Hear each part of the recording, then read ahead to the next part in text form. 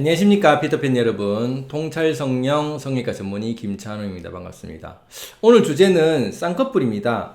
쌍꺼풀을 많이들 해오시고 또 쌍꺼풀이 또 비대칭이다, 쌍꺼풀이 너무 얇다, 또 두껍다 이런 말씀을 하시죠.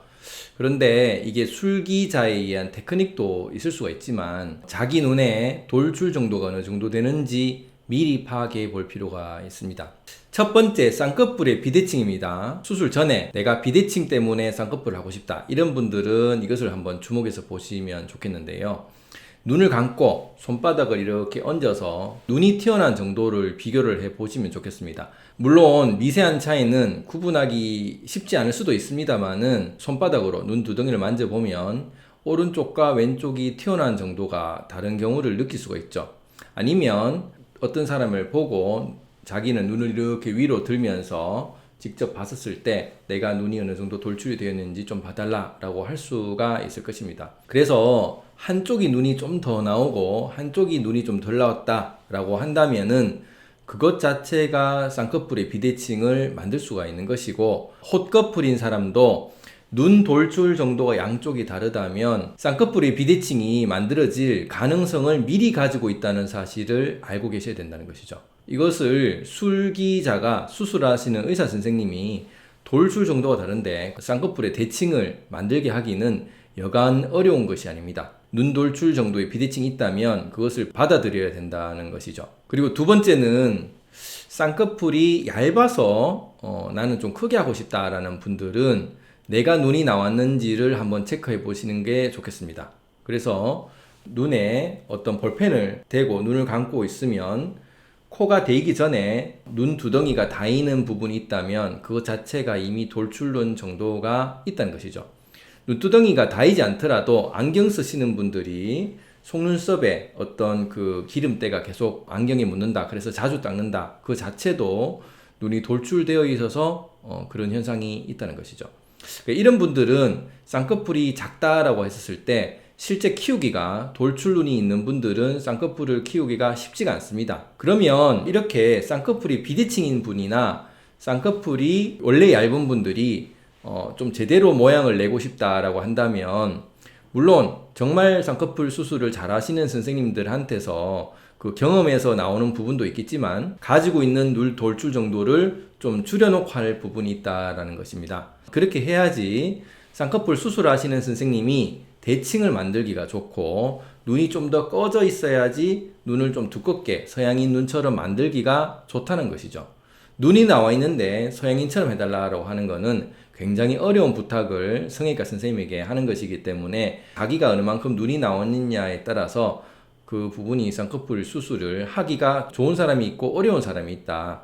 결국 이런 것을 A 병원 가니까 잘하던데 왜 B 병원 가니까 잘 못하느냐, 이런 병원에 대한 테크닉보다는 눈이 돌출된 정도에 따라서도 이런 부분이 있을 수 있다는 사실을 알고 자기의 눈 돌출 정도를 체크해 볼 필요가 있다는 것입니다. 그러면 쌍꺼풀 수술에 대한 거는 많은 영상이 있기 때문에 한번 이런 쌍꺼풀 수술에 대한 여러 가지 영상들은 눈을 넣고 나서 한번 수술에 대해서 생각해 보시고, 그러면 이 눈 돌출 정도를 어떻게 넣냐에 대해서 잠시 설명을 드리면, 이것은 뼈 수술입니다. 결국 한쪽에 안화뼈가 더 좁아서 생긴 부분이나 양쪽의 안화뼈가 양쪽이 좁아서 생긴 부분이기 때문에 뼈의 문제가 되는 것이죠. 이 뼈의 부분을 어떻게 좁은 뼈를 넓혀주느냐는 것은 뼈 수술로, 안화뼈 수술로 들어간다는 것입니다. 그것을 이름하여 안화 확장술이라는 용어를 쓰게 됩니다. 이런 안화 미용 돌출론 수술로 안화 확장술을 어떻게 하느냐 하면, 여기 보시면 이 그림처럼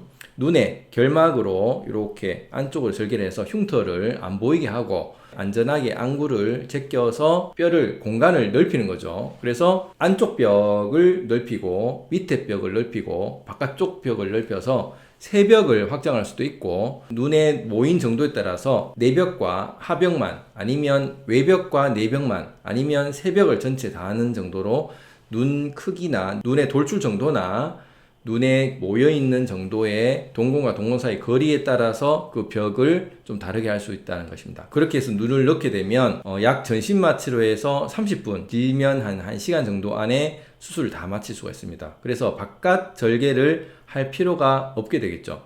필요에 따라서는 지방 제거를 하면 좀 더 들어가게 되고, 특히 눈두덩이가 눈빛이 불룩했다 이런 분들도 돌출눈에 의해서 생길 수가 있기 때문에 그것을 눈이 나온 사람이 억지로 지방도 없는 지방을 빼서 효과가 적은 그런 수술을 하는 것보다 실제 본인이 눈이 나왔다면 눈을 집어넣게 되면 지방을 빼지를 않았더라도 자동 안아의 확장된 공간에 지방이 숨어 들어가기 때문에 자동 이제 눈밑의 불룩한 부분이 해결이 될 수 있다는 것이죠. 오늘 어떠셨습니까? 이런 쌍꺼풀 수술은 많이들 하시고 또 우리가 학생들이 졸업을 하고 나서 졸업 선물로도 입학 선물로도 많이 해주는 가벼운 수술로 인식이 되어 있긴 합니다만 쌍꺼풀이 이런 기본 돌출 정도에 따라서 비대칭이 야기가 되고 돌출 정도에 따라서 할 수 있는 한계성이 있다는 것을 알아야지 내가 눈 수술하기가 어려운 수술인지 눈 수술하기가 쉬운 수술인지를 알게 된 것이죠. 또한 앞트임을 하겠다, 뒤트임을 하겠다는 분들이 눈이 꺼져 있는 사람들이 뒤트임이나 앞트임을 하겠다면 사실은 눈을 내고 나서 오히려 꺼진 눈을 내고 나서 앞트임을 뒤트임 해야지 효과가 있는데 눈이 꺼져 있는 사람들이 앞트임이나 뒤트임 이런 걸 하겠다고 하면 재발이 엄청 많게 됩니다. 그렇기 때문에 눈이 어느 만큼 돌출이 되었냐 어느 만큼 꺼졌느냐 이 안구의 비대칭이 어느 만큼 되느냐를 기본 체크를 하고 나서 그리고 나서 쌍꺼풀 수술을 하시는 것이 자기의 어떤 눈매에 대한 부분이 어떻게 될지를 미리 예측할 수가 있다는 것이죠. 오늘 쌍꺼풀 수술에 관심이 많은 사람이 있으시다면 먼저 자기 눈에 대한 돌출 정도를 파악해 보시고 만약 돌출눈이나 눈 꺼짐이나 눈 돌출 정도가 좀 심하다고 판단이 되신다면 병원에 오셔서 먼저 돌출 정도를 상담해 보시는 것이 좋지 않을까 싶습니다. 감사합니다.